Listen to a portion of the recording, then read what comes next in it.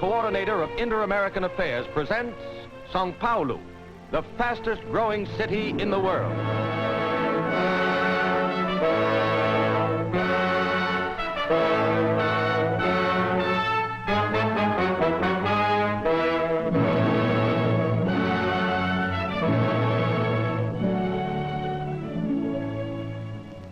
Of Brazil's 7 principal cities, Belém, Recife, Bahia, Belo Horizonte, Rio de Janeiro, Porto Alegre, São Paulo ranks second. Situated about 300 miles from Brazil's largest city, world-renowned Rio de Janeiro, about 50 miles inland from Brazil's largest port, Santos, the city of São Paulo, with its 1,300,000 inhabitants, is today the leading industrial city in Latin America. Starting at Santos early in the 16th century, a handful of Jesuit priests laboriously ascended about 2,500 feet of the precipitous escarpment known as the Serra do Mar. On the plateau above, at the Indian village of Piratininga, they established a mission. On January 25th, 1554, these hardy pioneers celebrated their first Mass. It was the anniversary day of the conversion of St. Paul, and hence the new city was christened St. Paul, or as they say in Brazil, São Paulo. Great and glorious has been São Paulo's history. The Ipiranga Monument, built and dedicated to freedom. Here on September 7th, 1822, young Prince Regent Pedro of Portugal rose in his stirrups and raised the famous cry, "Independence or death," which made Brazil forever free of Portugal. On a hilltop overlooking this monument, appropriately stands the Ipiranga Museum, one of Brazil's notable cultural institutions and housing an historic record of over 400 years of Brazil's civilization. To Paulistas, which residents of this modern city and state are called, statistics and figures are important. For instance, a visitor will quickly learn that in 1920, São Paulo's population was 579,000, but that in 1940, it was more than doubled, 1,330,000. That the rate of increase between 1930 and 1934 was higher than Los Angeles, Detroit, Chicago, or New York. That the temperate climate, averaging 69 degrees for the warmest months and 57 degrees for the coolest, combines admirably with the heritage of their pioneering forefathers to make them highly energetic, enterprising, and productive people. Let us examine some of these facts and figures. Brazil is the largest coffee-producing country in the world. 60 to 70% of Brazil's coffee is grown in the rich red soil of the state of São Paulo. Brazil is 4th in world cotton production, and again São Paulo is her foremost producer.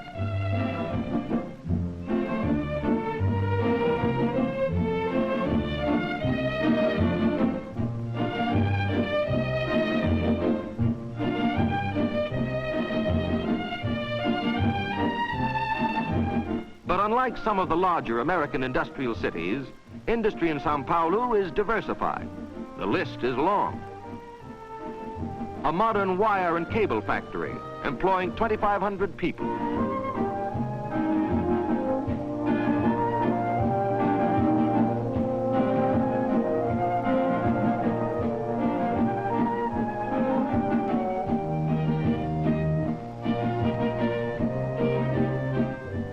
An automobile plant employing 1,200 people, now totally devoted to making and assembling military vehicles for Brazil's rapidly expanding forces.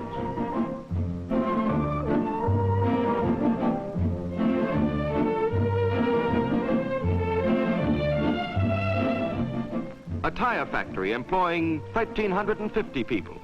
The crude rubber is from Brazil's state of Amazonas.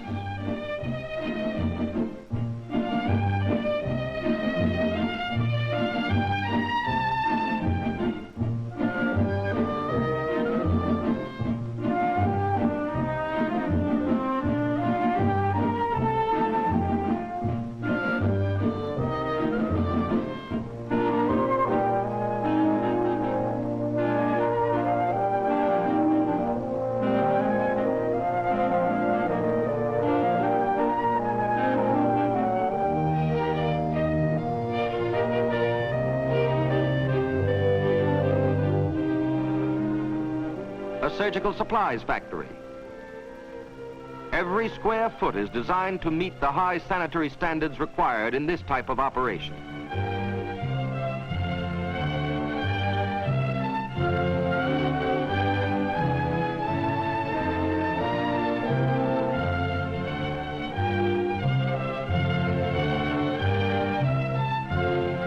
A shell casings plant. Each casing is earmarked for the axis.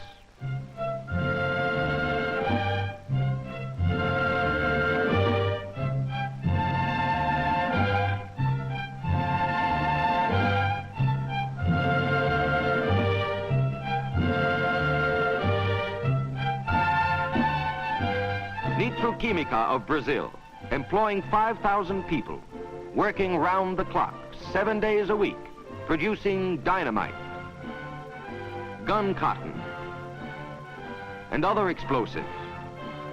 Rayon is an important byproduct.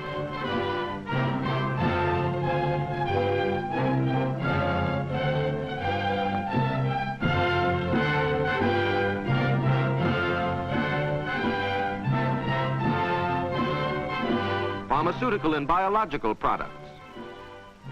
This factory employs 1,500 people. The war has imposed heavy responsibilities on Brazilian industry. The Paulista has not been found wanting. To turn the wheels of his expanding industries, he has sought and found additional inexpensive hydroelectric power. This was no simple problem.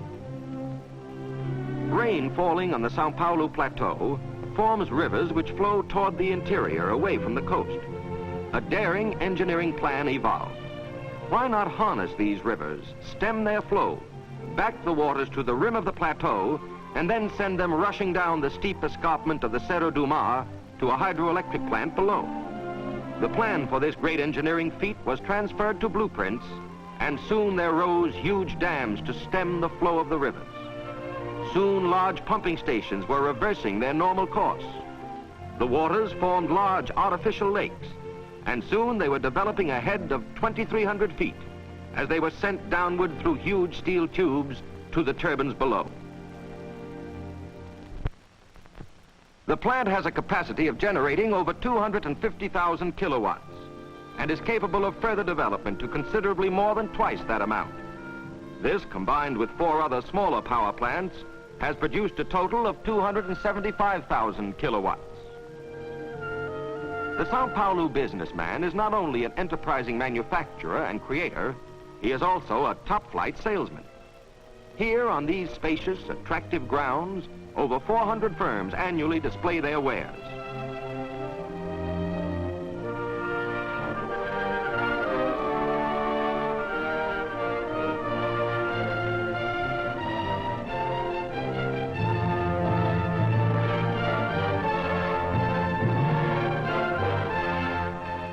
Appropriately, tribute is paid to world-renowned inventors and scientists, among whom are Edison, Santos Dumont, Pasteur, and James Watt. But proud as the Paulista is of his industrial achievements, he hasn't overlooked the other factors required in giving expression to a rich, full life. He has erected beautiful houses of worship.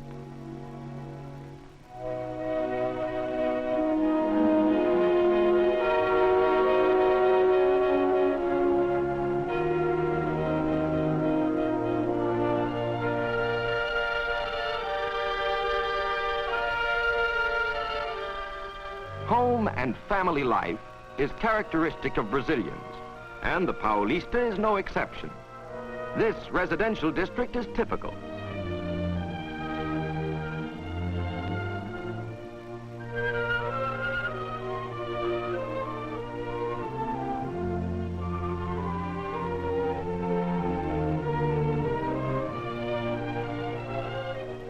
For the apartment house dweller, he has built modern and novel buildings designed for comfort and good living.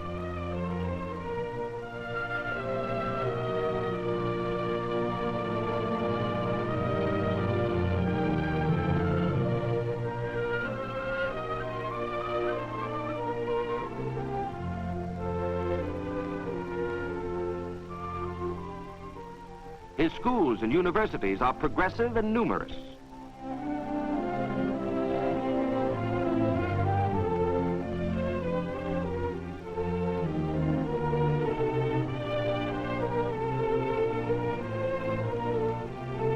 Butantan, famous the world over for its snake serums, is one of many of his institutions devoted to scientific research.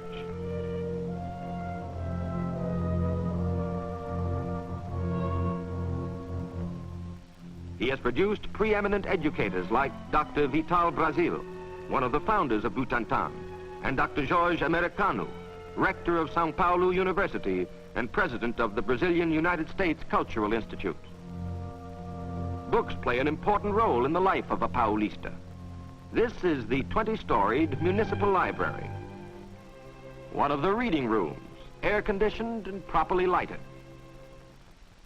The Paulista is an avid soccer football fan. To see his favorite game, he has built a magnificent stadium, seating 80,000 rooters.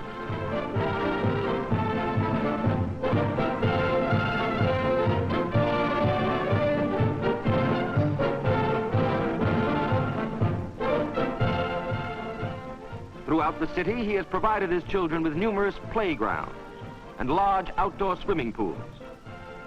All activities are supervised by teachers and attendants.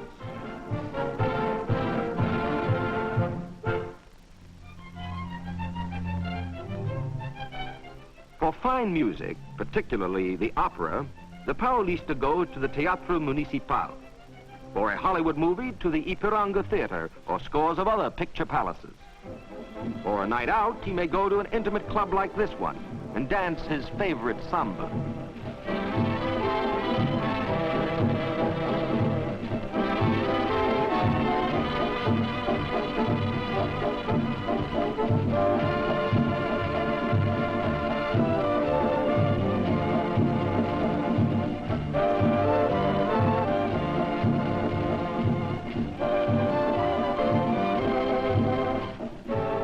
Wife or daughter, he's built large department stores like this one, or smart exclusive shops like these.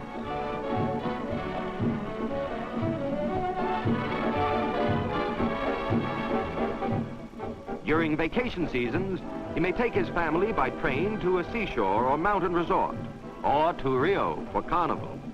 If he chooses, he may go by air, over one of the 3 busy airlines serving the city, or by automobile over a 4-lane highway. Yes, bigger and better and more is the slogan of the Paulista, as from day to day he continues to change the skyline of his city.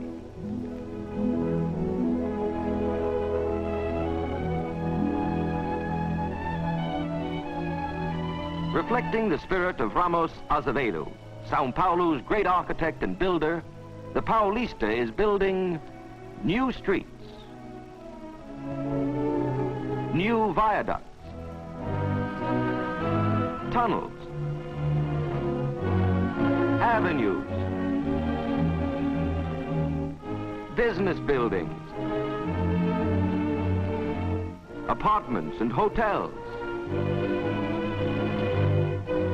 hospitals, combining the old and the new, tradition and enterprise. São Paulo can proudly look back on centuries of work well done and can look forward to an assured future in orderly and progressive Brazil.